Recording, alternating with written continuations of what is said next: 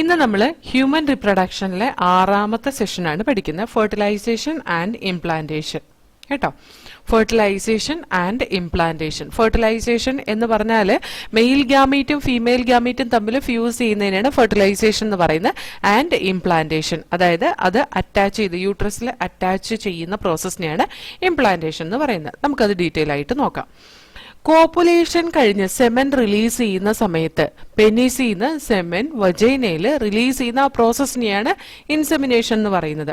Copulation എന്ന് പറയുന്നത് coitus അല്ലെങ്കിൽ സെക്ഷൽ ഇന്റർകോഴ്സ്, അതിനെയാണ് കോപ്പുലേഷൻ എന്ന് പറയുന്നത്. കോപ്പുലേഷന്റെ ഫലമായിട്ട് സെമന് പെനിസിന്ന് വജൈനയിലേക്ക് ഇൻസെമിനേറ്റ് ചെയ്യാണ് ചെയ്യുക, ഇൻസേർട്ട് ചെയ്യാണ് ചെയ്യുക. അപ്പൊ ആ സെമൻ വജൈനയിലേക്ക് ഇൻസേർട്ട് ചെയ്യുന്ന ആ ഒരു പ്രോസസ്സ് അതിന് ഇൻസെമിനേഷൻ എന്ന് പറയുന്നത്. കേട്ടോ, ഇൻസെമിനേഷൻ എന്ന് പറയുന്ന പ്രോസസ്സ് നടക്കുമ്പോൾ മോട്ടൈൽ സ്പേം വന്നിട്ട് വളരെ ഫാസ്റ്റ് ആയിട്ട് സ്വിം ചെയ്ത് സെർവിക്സ് വഴി പാസ് ചെയ്ത് അത് യൂട്രസിലേക്ക് എത്തുകയും യൂട്രസിൽ നിന്ന് ഫൈനലി അത് ആംപ്യുലറി റീജിയൻ ഓഫ് ദ ഫാലോപ്പിയൻ ട്യൂബിലേക്ക് എത്തുകയും ചെയ്യും. കേട്ടോ, അപ്പൊ ഫാലോപ്പിയൻ ട്യൂബിന്റെ ആംപ്യുലറി റീജിയനിലേക്ക് എന്തെത്തും? സ്പേം സ്വിം ചെയ്ത് എത്തും. അതിന്റെ ഡയഗ്രം ഇവിടെ കൊടുത്തിട്ടുണ്ട്, നമുക്ക് നോക്കാം. See here, ഇവിടുന്ന് this is vagina, this is cervical canal, this is uterus, and it will pass through the fallopian tube and it reaches to the ampulla region. ഇതാണ് ആംപ്യുള region എന്ന് പറയുന്നത്. നമ്മുടെ പഴയ ടെക്സ്റ്റ് ബുക്കിൽ ആംപ്യുലറി ഇസ്മിക് ജംഗ്ഷൻ എന്നാണ് കൊടുത്തിട്ടുണ്ടായിരുന്നത്. ഇവിടെ നമുക്ക് ആംപ്യുള റീജിയൻ എന്നാണ് കൊടുത്തിട്ടുള്ളത്. കേട്ടോ, so here we can say the due to copulation or due to insemination semen will be released into the vagina. Through the vagina it reaches to the cervical canal. From the cervical canal it passes to the uterus. From the uterus it passes through the fallopian tube and it reaches to the ampulla region of the fallopian tube. ഇനി ovum release ചെയ്യുന്ന, ഓവറിയിൽ നിന്ന് release ചെയ്യുന്ന ovum അത് transport ചെയ്തിട്ട് ആംപ്യുലറി റീജിയനിലേക്ക് എത്തും. അവിടെയാണ് fertilisation നടക്കുക. പഴയ ടെക്സ്റ്റ് ബുക്കിൽ ഈ കൊടുത്തേക്കുന്ന ആംപ്യുലറി റീജിയൻ എന്നുള്ളതൊക്കെ ആംപ്യുലറി ഇസ്മിക് ജംഗ്ഷൻ എന്നായിരുന്നു. സാധാരണ നമ്മൾ ഹയർ ക്ലാസ്സസിലും ആംപ്യുലറി ഇസ്മിക് ജംഗ്ഷൻ എന്നാണ് പഠിക്കുന്നത്. പക്ഷെ നമ്മുടെ അപ്ഡേറ്റ് ചെയ്ത ടെക്സ്റ്റ് ബുക്കിനകത്ത് കൊടുത്തിട്ടുള്ള ആംപ്യുലറി റീജിയൻ എന്നാണ്. കേട്ടോ, അപ്പൊ അത് ഓർത്തിരുന്നുള്ള ആംപ്യുലറി റീജിയനിലേക്ക് ഓവം റിലീസ് ചെയ്തതും എത്തും ഓവറിൽ നിന്ന്. ഫെർട്ടിലൈസേഷൻ നടക്കുന്നത് ഓവം സ്പേമും ഒരുമിച്ച് ആംപ്യുലറി റീജിയനിലേക്ക് ട്രാൻസ്പോർട്ട് ചെയ്യുന്ന സമയത്താണ്. അതുകൊണ്ട് അതായത് ആ ഒരു ഭാഗത്ത് വെച്ചിട്ടാണ് ഇത് ഫെർട്ടിലൈസേഷൻ നടക്കുക. സോ ഹിയർ ഫെർട്ടിലൈസേഷൻ നടക്കുന്നത് ഓവം സ്പേമും ഒരുമിച്ച് ആംപ്യുലർ റീജിയനിലേക്ക് എത്തുന്ന സമയത്താണ്. അതായത് ഓവം ആംപ്യുലർ റീജിയനിൽ എത്തുമ്പോൾ സ്പേം അവിടെ ഇല്ല എന്നുണ്ടെങ്കിൽ അവിടെ ഫെർട്ടിലൈസേഷൻ നടക്കില്ല. സ്പേം എത്തുമ്പോൾ ഓവം ഇല്ല എന്നുണ്ടെങ്കിൽ അവിടെ ഫെർട്ടിലൈസേഷൻ നടക്കില്ല. അപ്പൊ ഓവം സ്പേമും simultaneously it has to reach to the ampullary region എന്നാൽ മാത്രമാണ് അവിടെ ഫെർട്ടിലൈസേഷൻ നടക്കുള്ളൂ. അതുകൊണ്ടാണ് എല്ലാ കോപ്പുലേഷൻ ഫെർട്ടിലൈസേഷനിലും അതുപോലെ പ്രഗ്നൻസിയിലേക്കും എൻഡ് ചെയ്യാത്തത്. എല്ലാ കോപ്പുലേഷനും ഫെർട്ടിലൈസേഷന് കാരണമാകാത്തതും പ്രഗ്നൻസിക്ക് കാരണമാകാത്തതിന്റെ റീസൺ ഇതാണ്. അതായത് ഓവവും അതുപോലെ തന്നെ സ്പേമും ഒരുമിച്ച് ആംപ്യുലറി റീജിയനിലേക്ക് ട്രാൻസ്പോർട്ട് ചെയ്താൽ ആംപ്യുലറി റീജിയനിൽ എത്തിയാൽ മാത്രമാണ് എന്ത് നടക്കുള്ളൂ? ഫെർട്ടിലൈസേഷൻ നടക്കുള്ളൂ. ഇമ്പോർട്ടന്റ് ആണ് കേട്ടോ, ഇതൊരിക്കൽ ചോദിച്ചൊരു ക്വസ്റ്റൻ ആണ്. So here we will just read the paragraph. Fertilization and implantation. During copulation or coitus, semen is released by the penis into the vagina. That is called as insemination. The motile sperm swim rapidly, passes through the cervix, enter into the uterus and finally reach the ampullary region of the fallopian tube. The ovum released by the ovary is also transported to the ampullary region where fertilization takes place. Fertilization can only occur if the ovum and sperm are transported simultaneously to the ampullary region. This is the reason why not all copulation lead to fertilization and pregnancy. കേട്ടോ, ഇനി നമുക്ക് next paragraph നോക്കാം. സ്പേമും ഓവും കൂടെ fuse ചെയ്യുന്ന പ്രോസസ്സിനെയാണ് നമ്മൾ എന്ത് പറയാ? Fertilization എന്ന് പറയാ. The process of fusion of sperm with ovum is called as fertilization. Fertilization നടക്കുന്ന സമയത്ത് സ്പേം വന്നിട്ട് സോണ പെല്ലുസിഡ ലെയറുമായിട്ട് കോണ്ടാക്ട് വരും. സ്പേം സോണ പെല്ലുസിഡ ലെയറുമായിട്ട് കോണ്ടാക്ട് വരും. എന്തിന്റെ? ഓവത്തിന്റെ. സ്പേമിന്റെ ഹെഡിലിരിക്കുന്ന അക്രോസോം എന്ന് പറയുന്ന ക്യാപ്പിന്റെ ഉള്ളില് രണ്ട് തരത്തിലുള്ള എൻസൈം ഉണ്ടെന്ന് പറയുന്നു, അക്രോസിനും ഹൈലൂറിനിഡേസ് എൻസൈമും. ഈ ഹൈലൂറിനിഡേസ് എൻസൈം ഈ സ്പേമിനെ കൊറോണ റേഡിയേറ്റ എന്ന് പറയുന്ന പുറത്തെ ലെയർ, അതായത് പുറത്തെ കവറിങ് പൊട്ടിച്ച് അതിന്റെ ഉള്ളിൽ കയറാൻ സഹായിക്കും. അത് ഹൈലൂറിനിഡേസ് എന്ന എൻസൈം ആണ്. കാരണം എന്താന്ന് വെച്ചാല് ഈ കൊറോണ റേഡിയേറ്റ എന്ന് പറയുന്ന ഒരു സെല്ലുലാർ ലെയർ, എന്ത് സെൽസ് അത്? ഫോളിക്കുലാർ സെൽസ് ആണ്. ആ ഫോളിക്കുലാർ സെൽസ് ഗ്രാഫിയൻ ഫോളിക്കിൾ പൊട്ടി പോകുമ്പോൾ കുറച്ച് ഫോളിക്കുലാർ സെൽസ് അതിന്റെ പുറത്ത് തന്നെ പറ്റിപ്പിടിച്ചിരിക്കും. ആ പറ്റിപ്പിടിച്ചിരിക്കുന്ന സെൽസ് ആണ് ഈ കൊറോണ റേഡിയേറ്റ ആയിട്ട് ഡെവലപ്പ് ചെയ്യുന്നത്. ആ കൊറോണ റേഡിയേറ്റ തമ്മിൽ സ്റ്റിക്ക് ചെയ്ത് നിൽക്കുന്നത് ഹൈലൂറോണിക് ആസിഡ് എന്ന സബ്സ്റ്റൻസ് കൊണ്ടാണ്. ഈ ഹൈലൂറോണിക് ആസിഡിനെ പൊട്ടിച്ച് അത് അതിന്റെ സോണ പെല്ലുസിഡ ലെയറിലേക്ക് ആ സ്പേം എത്തുന്നത് ഹൈലൂറിനിഡേസ് എൻസൈം കൊണ്ടാണ്. ഇനി ഈ എല്ലാ സ്പേമിനും ഈ പറയുന്ന സോണ പെല്ലുസിഡ ലെയർ വരെ എത്താൻ കഴിയും കേട്ടോ. എത്ര സ്പേം വന്നാലും അത് സോണ പെല്ലുസിഡ ലെയർ വരെ എത്തും. സോണ പെല്ലുസിഡ ലെയർ എത്തിക്കഴിഞ്ഞു കഴിഞ്ഞാൽ, സോണ പെല്ലുസിഡ ലെയർ ഒരു എസെല്ലുലാർ ലെയർ ആണ്. ഈ എസെല്ലുലാർ ലെയർ ഉണ്ടാക്കിയിട്ടുള്ളത് ഗ്ലൈക്കോപ്രോട്ടീൻ കൊണ്ടാണ്. Zona pellucida layer it is made with glycoprotein. Glycoprotein കൊണ്ട് ഉണ്ടാക്കിയതാണ് ഈ പറയുന്ന എസെല്ലുലാർ ലെയർ കേട്ടോ. അത് സോണ പെല്ലുസിഡ ലെയറുമായിട്ട് ഒപ്പം കോണ്ടാക്ട് ചെയ്ത് കഴിഞ്ഞ് കഴിഞ്ഞാൽ അതിന്റെ മെംബ്രെയിനിൽ കുറച്ച് ചേഞ്ചസ് ഉണ്ടാക്കുകയും അഡീഷണൽ സ്പേംസിന്റെ എൻട്രീനെ അത് പ്രിവെന്റ് ചെയ്യുകയും ചെയ്യും. സോണ പെല്ലുസിഡ ലെയർ ശരിക്കും പറഞ്ഞിട്ടുണ്ടെങ്കിൽ ഈ ഒവത്തിന്റെ ഉള്ളിൽ നിന്ന് സെക്രീറ്റ് ചെയ്യുന്നതാണ് കേട്ടോ. ഒവം എന്ന് പറയുന്നത് ശരിക്കും എന്താ, സെക്കൻഡറി യൂസൈറ്റ് ആണ് ഇവിടെ പറയുന്ന ഒവം എന്ന് പറയുന്നത്. അപ്പൊ ഈ സെക്കൻഡറി യൂസൈറ്റിനകത്ത് ഒരു ചെറിയ പോളാർ ബോഡി ഇരിക്കുന്നുണ്ട്. എവിടെ? ഇതിന്റെ ഉള്ളിലായിട്ട് ഒരു ചെറിയ പോളാർ ബോഡി ഇരിക്കുന്നുണ്ട്. ഈ പോളാർ ബോഡിയിൽ എന്തേ ഉള്ളൂ, ഒരു ഒരു സെറ്റ് ഇത് മാത്രമേ ഉള്ളൂ, ക്രോമസോം മാത്രമേ ഉള്ളൂ. ആ ക്രോമസോം സെപ്പറേറ്റ് ആയി പോകാൻ വേണ്ടിയിട്ട് ഉണ്ടായിരിക്കുന്ന ഒരു അൺഈക്വൽ ഡിവിഷനാണ് അവിടെ സെക്കൻഡറി യൂസൈറ്റും പോളാർ ബോഡി അല്ലേ. അപ്പൊ ഈ സ്പേം വന്ന് സോണ പെല്ലുസിഡ ലെയറിനെ ഹിറ്റ് ചെയ്യുമ്പോൾ സോണ പെല്ലുസിഡ ലെയർ ലൈസ് ചെയ്യുന്ന സോണ ലൈസിൻ എന്ന് പറയുന്ന എൻസൈമാണ് ശരിക്കും പറഞ്ഞാൽ ഈ എക്രോസിൻ. എക്രോസിൻ എന്ന് പറയുന്ന എൻസൈം സോണ പെല്ലുസിഡ ലെയറിനെ ബ്രേക്ക് ചെയ്യും. സോണ പെല്ലുസിഡ ലെയർ ഉണ്ടാകുന്നത് സെക്രീറ്റ് ചെയ്യുന്ന സെക്കൻഡറി യൂസൈറ്റിൽ നിന്നും അതുപോലെ തന്നെ ഫോളിക്കുലാർ സെൽസിൽ നിന്നും സെക്രീറ്റ് ചെയ്യുന്ന ഒരു എസെല്ലുലാർ ലെയർ ആണ്.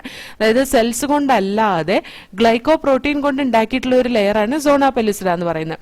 ഈ സോണ പെല്ലുസിഡ ലെയറിൽ വന്ന് ഒരു സ്പേം ഹിറ്റ് ചെയ്ത ആ സ്പേമിന്റെ അക്രോസിൻ അല്ലെങ്കിൽ സോണ ലൈസിൻ എന്ന് പറയുന്ന ആ ഒരു എൻസൈം ഇതിന്റെ സ്ട്രക്ചർ അങ്ങോട്ട് ചേഞ്ച് ചെയ്യും. സോണ പെല്ലുസിഡനെ ബ്രേക്ക് ചെയ്യും, അതേപോലെ തന്നെ ഇതിന്റെ സ്ട്രക്ചർ ചേഞ്ച് ചെയ്യുകയും ചെയ്യും.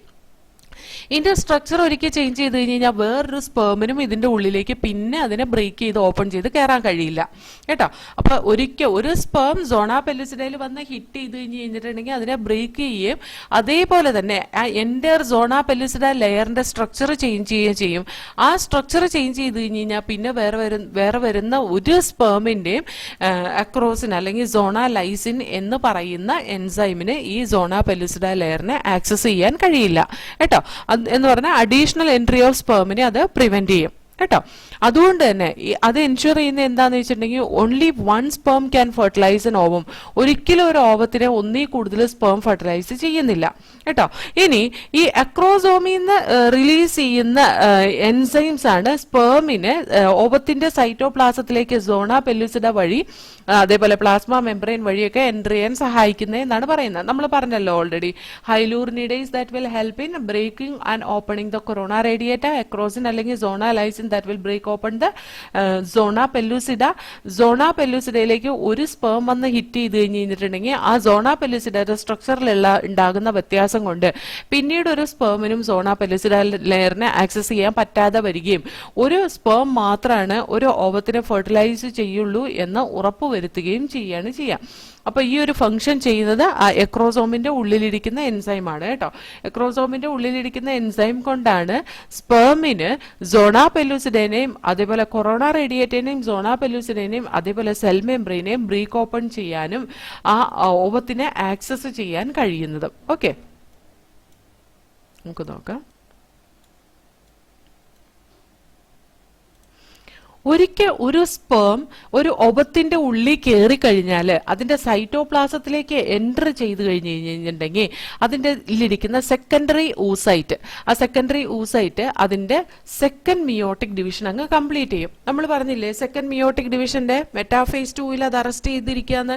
അപ്പൊ ആ സെക്കൻഡറി ഊസൈറ്റ് അതിന്റെ സെക്കൻഡ് മിയോസിസ് കംപ്ലീറ്റ് ചെയ്യുന്ന എപ്പോഴാണ്? അത് സ്പേം ആ സൈറ്റോപ്ലാസത്തിൽ എൻറ്റർ ചെയ്യുന്ന സമയത്താണ്. ഈ സെക്കൻഡ് മിയോട്ടിക് ഡിവിഷൻ കംപ്ലീറ്റ് ചെയ്യുമ്പോൾ അതും ഒരു അൺഈക്വൽ ഡിവിഷനാണ്. അതും ഉണ്ടാക്കുന്നത് എന്താണ്? സെക്കൻഡ് പോളാർ ബോഡിയാണ്. വേറൊരു സെക്കൻഡ് പോളാർ ബോഡി ഉണ്ടാക്കും. അതേപോലെ ഒരു ഹാപ്ലോയിഡ് ഓവം അല്ലെങ്കിൽ ഊട്ടിഡ് എന്ന സ്ട്രക്ചർ ഉണ്ടാക്കും. ഈ ഊട്ടിഡ് അല്ലെങ്കിൽ ഹാപ്ലോയിഡ് ഓവം എന്ന സ്ട്രക്ചർ ഉണ്ടാക്കി കഴിഞ്ഞ് കഴിഞ്ഞിട്ടുണ്ടെങ്കിൽ സ്പേമിന്റെ ഹാപ്ലോയിഡ് ന്യൂക്ലിയസ് വേഗം ഈ ഓവത്തിന്റെ ഹാപ്ലോയിഡ് ന്യൂക്ലിയസുമായിട്ട് ഫ്യൂസ് ചെയ്യും. എന്നിട്ട് അതൊരു സൈഗോട്ടായിട്ട് മാറും. അപ്പൊ നോക്കിയേ, ഹാപ്ലോയിഡ് എഗ് 23 ക്രോമസോംസ് ഉള്ളതാണ്, ഹാപ്ലോയിഡ് സ്പെർമും 23 ക്രോമസോംസ് ഉള്ളതാണ്. അപ്പൊ സൈഗോട്ടിൽ എത്ര ക്രോമസോം ആയി? സൈഗോട്ടിൽ 46 ക്രോമസോംസ് ആയി അല്ലേ? അപ്പൊ നമുക്ക് ആ ഡയഗ്രം നോക്കിയിട്ട് ഞാൻ ഒന്നുകൂടെ പറയാം. സീ ഹിയർ, ഇവിടെ ഒരു ഓവത്തിന്റെ ഉള്ളിലേക്ക് സ്പേം എൻറ്റർ ചെയ്ത് കഴിയുമ്പോൾ നമുക്ക് ഓൾറെഡി അറിയാം അതൊരു ഓവ അല്ല, ഇത് സെക്കൻഡറി ഊസൈറ്റ് ആണ്. ഈ സെക്കൻഡറി ഊസൈറ്റിന്റെ ഉള്ളിലേക്ക് ഒരു സ്പേം എൻറ്റർ ചെയ്ത് കഴിഞ്ഞിട്ടുണ്ടെങ്കിൽ ഇവിടെ ഒരു പോളാർ ബോഡി ഓൾറെഡി ഉണ്ട്. ഈ സെക്കൻഡറി ഊസൈറ്റ് മിയോട്ടിക് ഡിവിഷനിൽ മെറ്റാഫേസ് 2 അറസ്റ്റ് ചെയ്തിരിക്കുന്നതാണ്. അത് സെക്കൻഡ് മിയോസിസ് കംപ്ലീറ്റ് ചെയ്യും. അതായത് മെറ്റാഫേസ് 2, അനാഫേസ് 2, ടീലോഫേസ് 2 എന്നീ സ്റ്റേജുകളിൽ കൂടെ പാസ് ചെയ്യും. വീണ്ടും അതെന്താവും? രണ്ട് സെല്ലായിട്ട് മാറുകയും ചെയ്യും. അവിടെയും എന്താണ്? അൺഈക്വൽ ഡിവിഷൻ ആണ് നടക്കുന്നത്.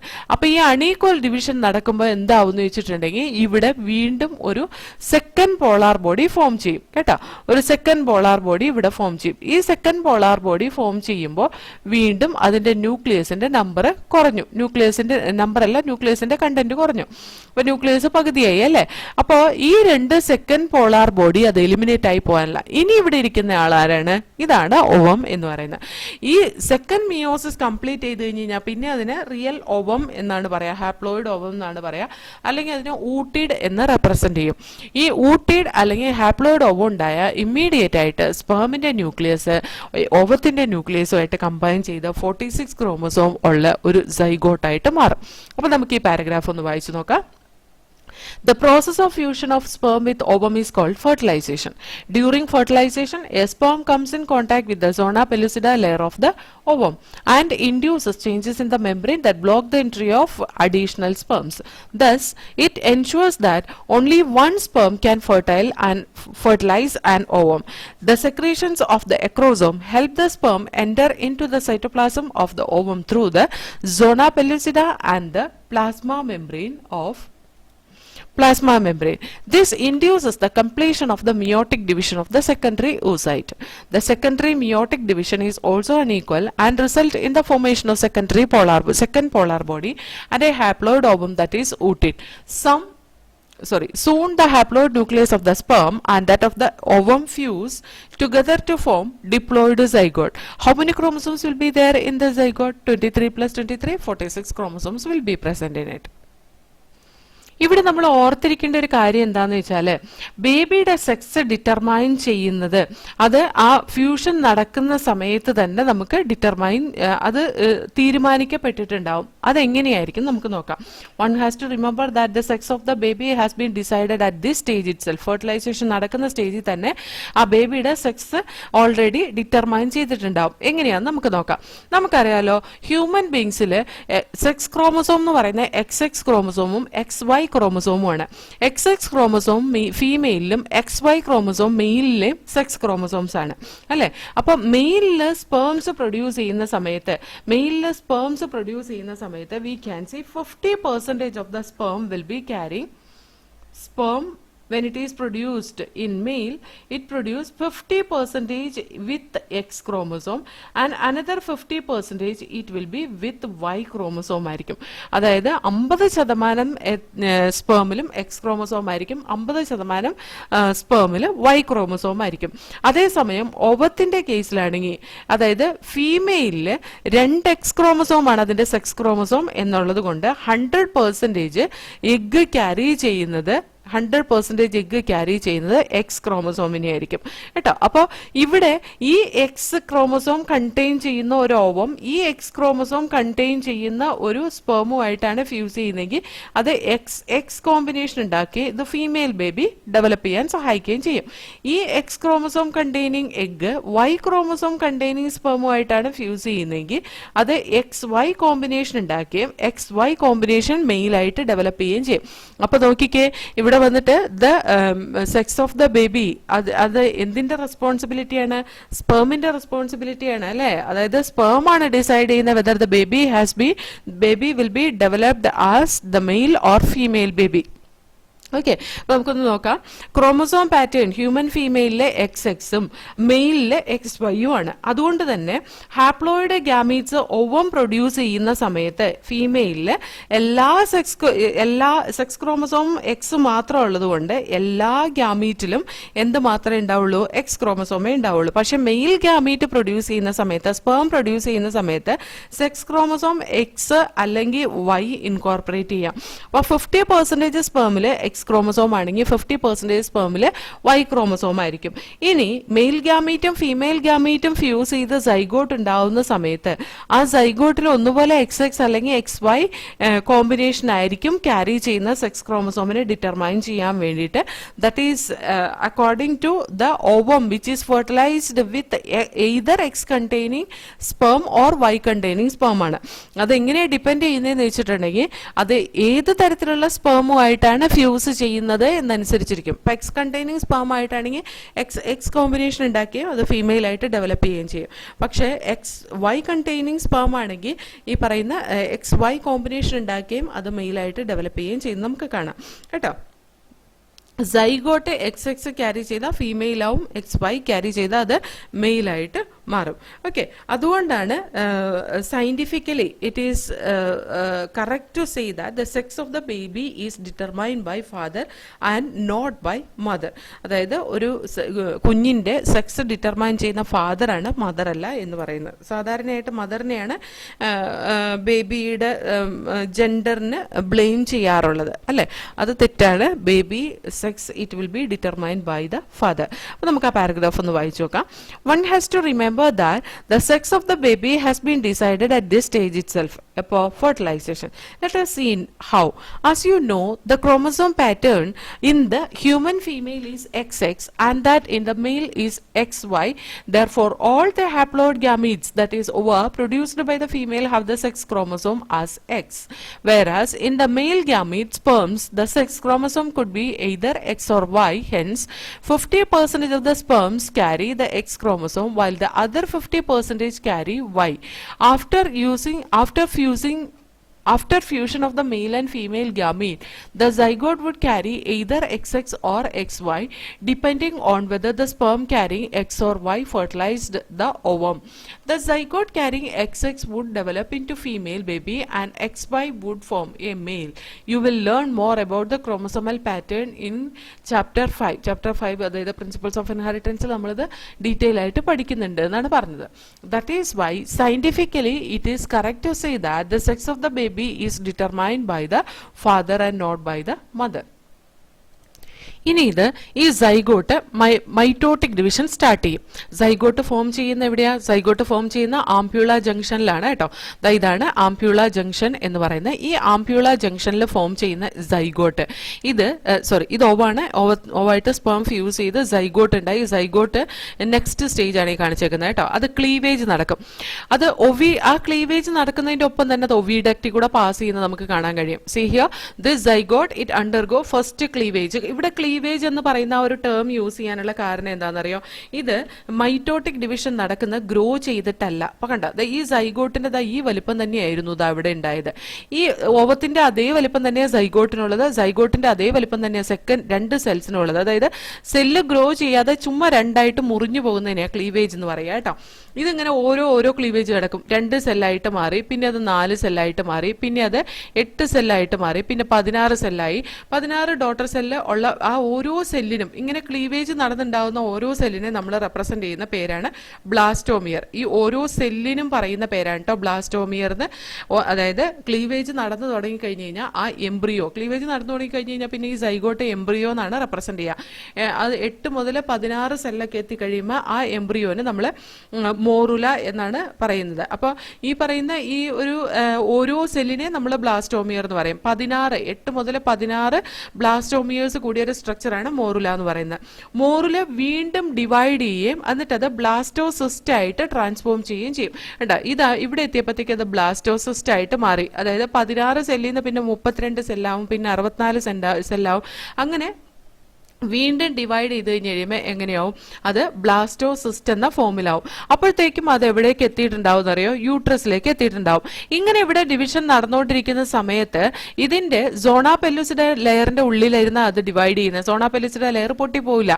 ഈ സോണ പെല്ലുസിഡ ലെയർ പൊട്ടിപ്പോണെങ്കിൽ യൂട്രസിന്റെ ഏത് ഭാഗത്താണോ അത് ഇംപ്ലാന്റ് ചെയ്യേണ്ടത് ആ ഒരു ഭാഗത്ത് എത്തിക്കഴിഞ്ഞതിന് ശേഷമാണ് അത് പൊട്ടിപ്പോവുള്ളൂ കേട്ടോ. അപ്പോൾ ഇവിടെ ഇംപ്ലാന്റേഷൻ കാണിച്ചേക്കുന്നത് ഈ റീജിയനിലാണ്. സാധാരണ ഇംപ്ലാന്റേഷൻ ഇവിടെ വരാറുണ്ട്. അങ്ങനെ ഏത് ഭാഗത്താണോ അത് ഇംപ്ലാന്റ് ചെയ്യേണ്ടത് ആ ഒരു ഭാഗത്ത് എത്തുമ്പോഴാണ് അതിന്റെ സോണ പെല്ലുസിഡ ലെയർ പൊട്ടിപ്പോളൂ. അതായത് ആ region of implantation in the uterus will be shown by the zona pellucida ആണ്. സോണ പെല്ലുസിഡ ആണ് അത് കാണിച്ചു കൊടുക്കുന്നത് എവിടെയാണ് അത് ഇംപ്ലാന്റ് ചെയ്യേണ്ടത് എന്നുള്ളത് കേട്ടോ. ഇനി മോറുല ഡിവൈഡ് ചെയ്ത് ബ്ലാസ്റ്റോസിസ്റ്റ് ആവുമെന്ന് പറഞ്ഞു. ഈ ബ്ലാസ്റ്റോസിസ്റ്റ് യൂട്രസിലേക്ക് എത്തിക്കഴിഞ്ഞ് കഴിഞ്ഞിട്ടുണ്ടെങ്കിൽ ബ്ലാസ്റ്റോസിസ്റ്റിലുള്ള ബ്ലാസ്റ്റോമിയേഴ്സ് 2 ലെയർ ആയിട്ട് അറേഞ്ച് ചെയ്യും. ഔട്ടർ ലെയറിനെ നമ്മൾ ട്രോഫോബ്ലാസ്റ്റ് എന്നാണ് പറയുന്നത്. അതേപോലെ ഇന്നർ ലെയർ ഒരു ഗ്രൂപ്പ് ഓഫ് സെല്ലായിട്ടായിരിക്കും അറേഞ്ച് ചെയ്തേക്കണേ കണ്ടോ. ഔട്ടർ ലെയർ ഈ കാണുന്നതാ ഇതേപോലെ ഒരു ലെയർ ആയിട്ട് അറേഞ്ച് ചെയ്യും. ഇതിനെ ട്രോഫോബ്ലാസ്റ്റ് എന്ന് പറയും. ഇന്നർ ലെയർ ഇന്നർ സെൽമാസ് ആയിട്ടാണ് അറേഞ്ച് ചെയ്തേക്കുന്നത്. ഈ ട്രോഫോബ്ലാസ്റ്റ് ലെയർ അത് ഒരു സ്റ്റിക്കിനെസ് ഉണ്ട്, അതിനൊരു സ്റ്റിക്കിനെസ് ഉണ്ട്.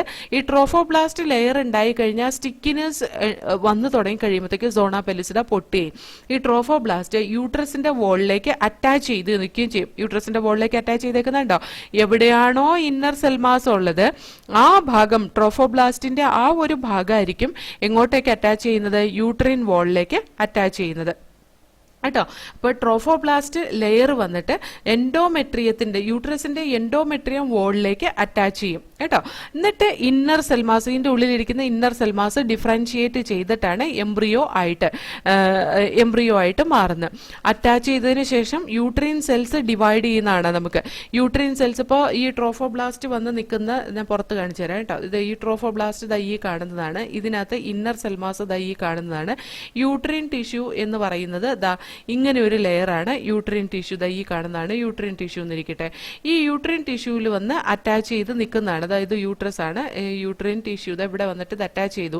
ഈ അറ്റാച്ച് ചെയ്ത് കഴിഞ്ഞ് കഴിയുമ്പോൾ ഇവിടുന്ന് യൂട്രസ് പതുക്കെ ഇങ്ങനെ ഇങ്ങോട്ട് വളരാൻ തുടങ്ങും. ഇങ്ങനെ ഇങ്ങോട്ട് വളരാൻ തുടങ്ങും. അപ്പൊ ഇതിന്റെ ഉള്ളിലിരിക്കുന്ന ഈ സെൽമാസ്, ഇന്നർ സെൽമാസും ഈ ട്രോഫോബ്ലാസ്റ്റും കൂടി യൂട്രസിന്റെ ഉള്ളിലേക്ക്, യൂട്രസിന്റെ എൻഡോമെട്രിയം വോളിലേക്ക് എംബഡ് ചെയ്ത പോലെ കാണാൻ പറ്റും. എംബഡ് ചെയ്യാന്ന് വെച്ചാൽ അതിന്റെ ഉള്ളിലേക്ക് കയറി വളരുന്ന പോലെ കാണാൻ കഴിയും കേട്ടോ. അത് കഴിഞ്ഞ് കഴിഞ്ഞിട്ടുണ്ടെങ്കിൽ ഈ യൂട്രീൻ സെല്ല് ഡിവൈഡ് ചെയ്ത് അത് ബ്ലാസ്റ്റോസിസ്റ്റിനെ കവർ ചെയ്ത് കാണുന്നത് നമ്മൾ പറഞ്ഞു. അത് ബ്ലാസ്റ്റോസിസ്റ്റ് അതോടുകൂടിയാണ് ഇതിന്റെ ഉള്ളിലേക്ക് എംബഡായി കാണുന്ന ആ ഒരു പ്രോസസ്സിനെയാണ് നമ്മൾ ഇംപ്ലാന്റേഷൻ എന്ന് പറയുന്നത്. അപ്പോൾ ഇംപ്ലാന്റേഷൻ എന്ന് പറയുന്ന പ്രോസസ്സ് നടക്കുന്ന എപ്പോഴാന്ന് ചോദിച്ചാൽ ട്രോഫോബ്ലാസ്റ്റ് ലെയർ സ്റ്റിക്കിനെസ് കാണിക്കുന്ന ആ ഒരു സമയം, ട്രോഫോബ്ലാസ്റ്റും ഇന്നർ സെൽമാസുമായിട്ട് അറേഞ്ച് ചെയ്ത് വരുന്ന ആ ഒരു സമയത്ത് അതിന്റെ സോണ പെല്ലുസിഡ ലെയർ പൊട്ടുകയും അതിന്റെ അറ്റാച്ച്മെന്റ് സോൺ അത് കാണുകയും ചെയ്യുമ്പോൾ യൂട്രസിന്റെ വോളിലേക്ക് വന്നിട്ട് അത് പതുക്കെ പറ്റിപ്പിടിച്ചിരിക്കുന്നതോട് കൂടിയിട്ട് ഈ യൂട്രസിന്റെ വോള് പതുക്കെ ഈ ഉള്ളിലേക്ക് ഇങ്ങനെ എംബഡ് ചെയ്ത് വളരാൻ തുടങ്ങും. ഇങ്ങനെ ഇതിന്റെ ഉള്ളിലാക്കിയിട്ട് വളരാൻ തുടങ്ങും. 2 സൈഡിൽ കൂടെ വളരാൻ തുടങ്ങും. അപ്പൊ ഇതിന്റെ യൂട്രൻ വോളിന്റെ ഉള്ളിലേക്ക് എംബഡ് ചെയ്ത രീതിയിൽ കാണും ഈ പറയുന്ന ബ്ലാസ്റ്റോസിസ്റ്റിന്റെ ഇന്നർ സെൽമാസ് ഒക്കെ ഇതിന്റെ ഉള്ളിലേക്ക് എംബഡ് ചെയ്ത രീതിയിലായിരിക്കും കാണുക. ആ ഒരു പ്രോസസ്സിനെയാണ് നമ്മൾ എന്ത് പറയാ? ഇംപ്ലാന്റേഷൻ എന്ന് പറയാം. ഇനി ഇംപ്ലാന്റേഷൻ കഴിഞ്ഞ് കഴിഞ്ഞിട്ടുണ്ടെങ്കിൽ പതുക്കെ പ്ലാസന്റ ഡെവലപ്പ് ചെയ്യാൻ തുടങ്ങും. അത് നമുക്ക് അടുത്ത സെഷനിൽ കാണാം കേട്ടോ. അപ്പോൾ നമുക്ക് ഈ ഒരു പാരഗ്രാഫ് ഒന്ന് വായിച്ചു നോക്കാം. ഏതെങ്കിലും ഒരു സെന്റൻസ് വിട്ടുപോയിട്ടുണ്ടോ എന്ന് നമുക്ക് നോക്കണമല്ലോ. See, mitotic division starts at the zygote, moves through the isthmus of the oviduct called cleavage towards the uterus. Mitotic division starts as the zygote moves through the isthmus of the oviduct called cleavage towards the uterus. Cleavage നടക്കുന്ന സമയത്ത് ഇതിന് വലിപ്പം കൂടുന്നില്ല. വലിപ്പം കൂടുന്ന blastocyst ആയി കഴിഞ്ഞതിന് ശേഷമാണ് അതിന്റെ വലിപ്പം കൂടുള്ളൂ കേട്ടോ. സെല്ലിന്റെ അതായത് ആ ഒരു എൻറ്റയർ സ്ട്രക്ചറിന്റെ വലിപ്പം സൈഗോട്ടിനേക്കാൾ കൂടുന്നത് ബ്ലാസ്റ്റോസിസ്റ്റ് ആയതിനു ശേഷമാണ്. And form 2, 4, 8, 16 daughter cells called as blastomeres. The embryo with 18 or 16 blastomere is called as morula. The morula continues to divide and transform into blastocyst as it moves further into the uterus. The blastomere, അതായത് morula വീണ്ടും യൂട്രസിലേക്ക് നീങ്ങുന്തോറും വീണ്ടും അത് divide ചെയ്ത് 32-64 cell stage ആയിട്ട് മാറും. അതിനെയാണ് നമ്മൾ blastocyst എന്ന് പറയുന്നത്. Blastomere in the blastocyst are arranged into an outer layer called trophoblast and inner group of cells attached to the trophoblast called as inner cell mass. ഈ ബ്ലാസ്റ്റോസിസ്റ്റിന്റെ ഉള്ളിലിരിക്കുന്ന blastomere outer peripheral layer trophoblast ആയിട്ടും അതിൻ്റെ ഉള്ളിൽ inner cell mass ആ ട്രോഫോബ്ലാസ്റ്റിനോട് attach ചെയ്തിട്ടും കാണാൻ കഴിയും.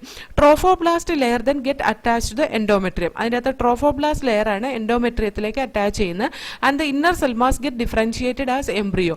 ആ ഇന്നർ സെൽമാസ് ഡിഫറൻഷിയേറ്റ് ചെയ്ത് എംബ്രിയോ ആയിട്ട് മാറും. After attachment the uterine cells divide rapidly and covers the blastocyst.